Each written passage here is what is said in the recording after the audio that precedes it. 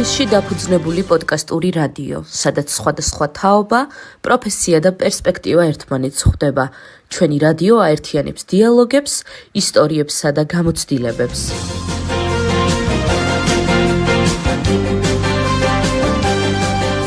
მოგესალმებით საუბრის სივრცის მსმენელს, დღეს თქვენთვის მიკროფონთან იმუშავებს ქრისტინე ქუქჩიშვილი. ბოლნისში არის ადგილი, სადაც ბავშვები ყველაზე ხშირად იცინიან. და ეს ადგილი მინდა გითხრათ, რომ არის თოჯინების თეატრი. წინა გადაცემაში ჩვენ გვყავდა თეატრ საზღაპრეთის ხელმძღვანელი, ვისაუბრეთ ამ თეატრზე, მასთან დაკავშირებულ გამოწვევებზე და გეგმებზე. დღეს კი მინდა ყურადღება გავამახვილოთ თეატრზე, რომელიც ბევრისთვის პირველი შეხვედრაა სცენასთან. ბოლნისის თოჯინების თეატრი ბავშვებისთვის უბრალოდ სანახაობა არ არის, მინდა გითხრათ. ეს არის ადგილი, სადაც ზღაპარი ცოცხლდება და თოჯინა იწყებს ლაპარაკს.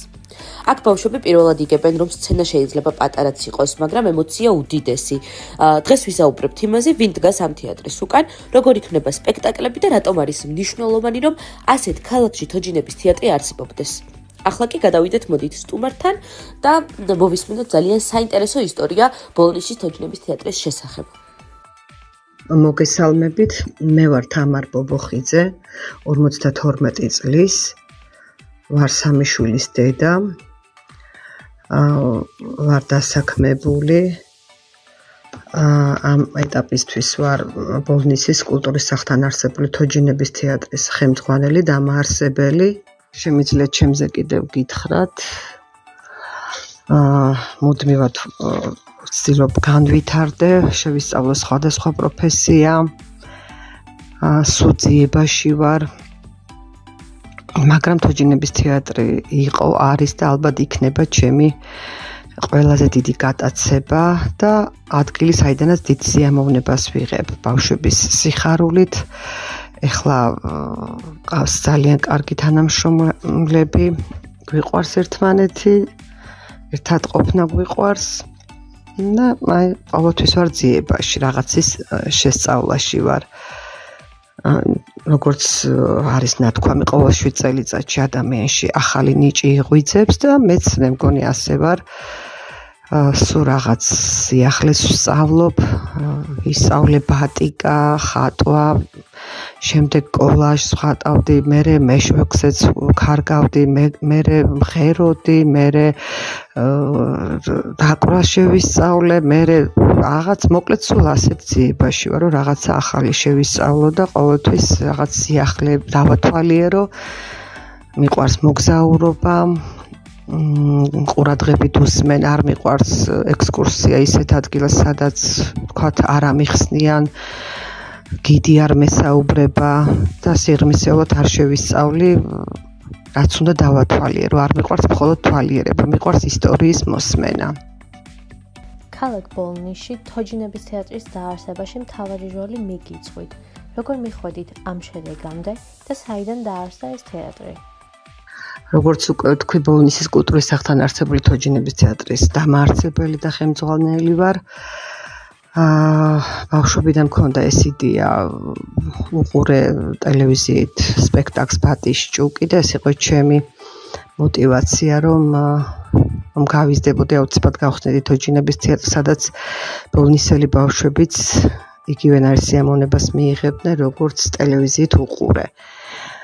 არ იყო ადვილი ამ ყველაფრის განხორციელება, მაგრამ ეტაპობრივად და დიდი სურვილით თუ გაქვს ყველაფერს მიაღწევ.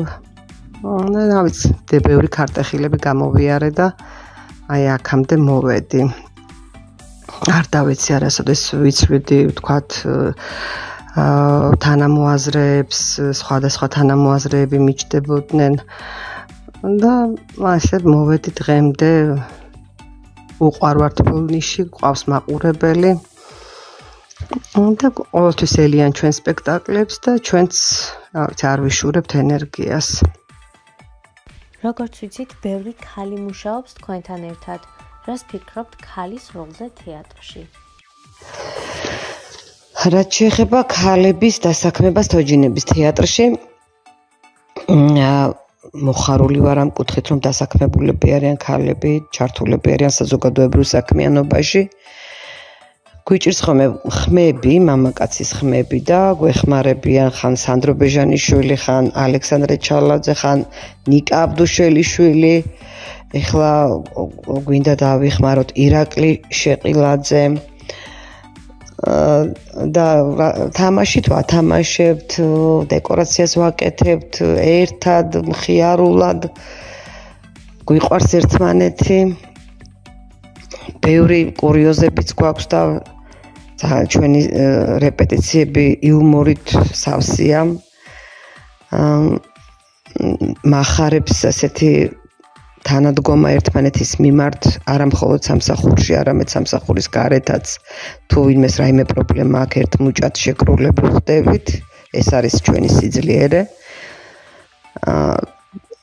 ასე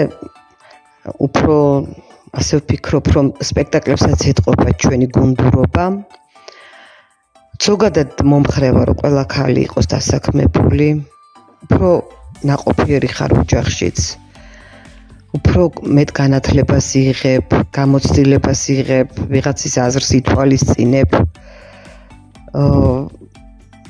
ჩემი აზრით ამაზე უკეთესი არაფერია, მით უმეტეს ხო თოჯინების თეატრში, როდესაც ესეთი მხარეს ვემსახურებით, იმედია კიდევ დიდხანს ერთად ვიქნებით, ერთად ვიმუშავებთ. ჩვენ რაიონისთვისაც ეს ყოველთვის იქნება სახელი. ყოველ დღესასწაულზე თოჯინების თეატრი იღებს მონაწილეობას, პირიქით გულიმწყდება, რომ არ ვარ ამაში ჩართული, არ ვიზარებთ. მიუხედავად იმისა, რომ უნდა მიიტანო დეკორაცია, თოჯინები, თეჯირი, საწვალებელია ნამდვილად, მაგრამ ერთ თოჯინას 3 ადამიანი ვათამაშებთ. არ არის იული, მაგრამ ვიხარია, რომ ვალამაზებ დღესასწაულს.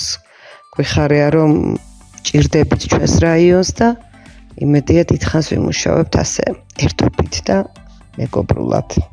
რა არის თქვენი თეატრის მეთოდოლოგია? რისი გადაცემა, გაზიარება ხდება თეატრში და როგორ? როგორც მოგახსენეთ, ჩემი მეორე პროფესია სოციალური მუშაკი ვარ და ძალიან დიდი განათლება მოგცეს მოკლედ ამ კუთხით სახელმწიფომ გადაგვამზადა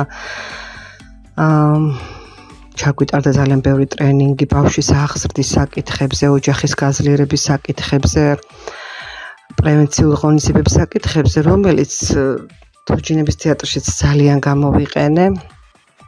ყოველი ჩემი სპექტაკლი არის შემეცნებითი ხასიათის, არა დამღლელი.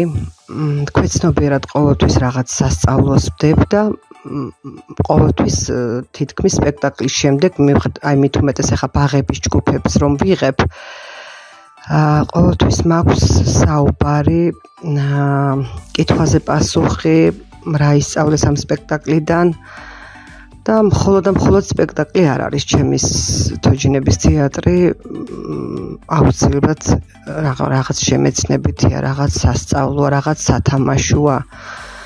სხვადასხვა რაღაცებს ვიგონებ, რომ სხვა კიდე ესთეტიკური განვითარების კუთხითაც და განათლების კუთხითაც რაღაც შევიტანო, მარცვალი დავთესო ჩვენს მაყურებლებში, ჩვენს პატარა მაყურებლებში და ჩემი დევიზი ასეთია, რომ დიდი თეატრის მაყურებელი ვერასოდეს ვერ იქნება ისეთი ადამიანი, ვისაც ბავშვობაში სპექტაკლებზე დასწრების გამოცდილება არ აქვს.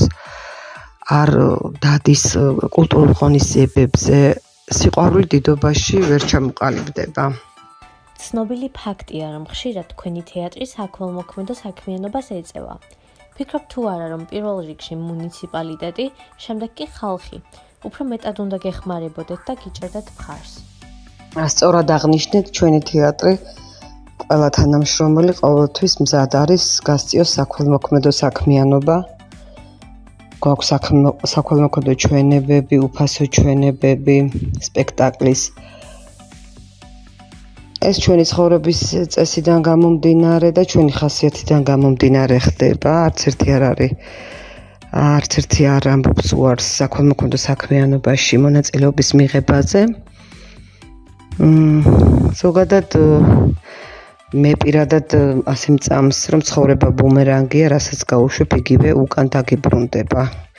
ვიცი ეს ჩემი ძალიან მომწონს ეს სიტყვები და ძალიან დიდი ზემოქმედება იქონია ჩემზე და აი მის შემდეგ რაც ეს გავიგე ვცდილობ რომ ზუსტად ასე ვიცხოვრო გავცე ის რაც მინდა რომ მე დამიბრუნდეს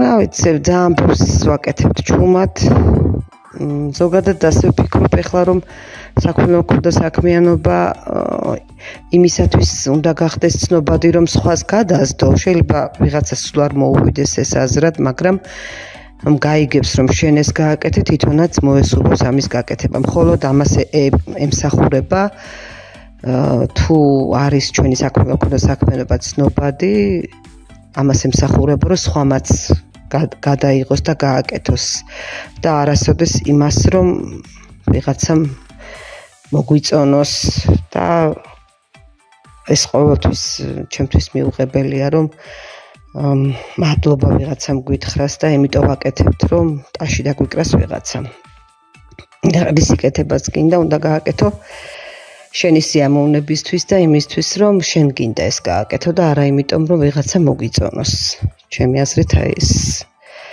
მნიშვნელოვანია ძალიან რაც შეეხება ხალხის მხარდაჭერას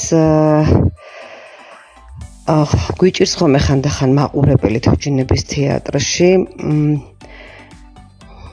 თქვათ მობილიზებულად მოყვანა კლასებიდან ეხლა აღნიშნავ რომ ბაღების გაერთიანების ხელმძღვანელმა ქალბატონმა ლელა გოგმაჩაძემ დიდი დახმარება გაგვიწია რომ შევძელით მიკროავტობუსით მოგვეყვანა პატარა მაყურებელი ჯგუფებად ჩვენთან ეს შთამბეჭდავი უფრო ბავშვისთვის დაუვიწყარია ჯგუფთან ერთად მოსვლა მეც წარმომიდგენია რომ აი ვარ ბაღში როცა ვიყავი ბაღში ვიღაცას მიკროავტობუსით წავეყვანე თოჯინების თეატრში, სადაც მარტო თეატრი არ არის, ვათამაშებთ, ვამხიარულებთ, იქ გასაფერადებელ ფურცლებს ვაძლევთ, რაზეა სპექტაკლი, იმაზე სახალისო თამაშს ვათამაშებთ და ბრუნდებიან ჯგუფში და ეს დაუვიწყარი იქნება ბავშვებისათვის და ამისათვის მადლობა რომ ხელი შეგვიწყო ამ კუთხით.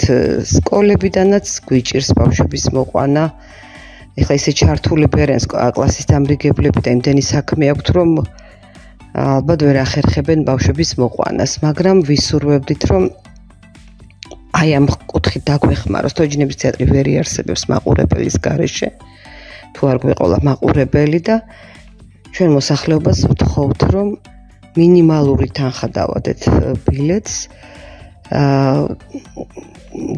თლად უფასოც რა არ იქნებოდა მართალი, მოგეხსენებათ სპექტაკლს უამრავი რამ სჭირდება, შეძენა, თოჯინების, დეკორაციის და ასე შემდეგ და თუ არ შევიტანეთ ჩვენ ბიუჯეტში შეგვაქვს თანხა, ალბათ ვერც მოვითხოვთ დასაფინანსებლად. და ამას ვთხოვთ ჩვენი რაიონის მოსახლეობას, რომ მხარი დაგვიჭირონ, მოიყვანონ ბავშვები ჩვენამდე. ბავშვი თვითონ ვერ მოდის.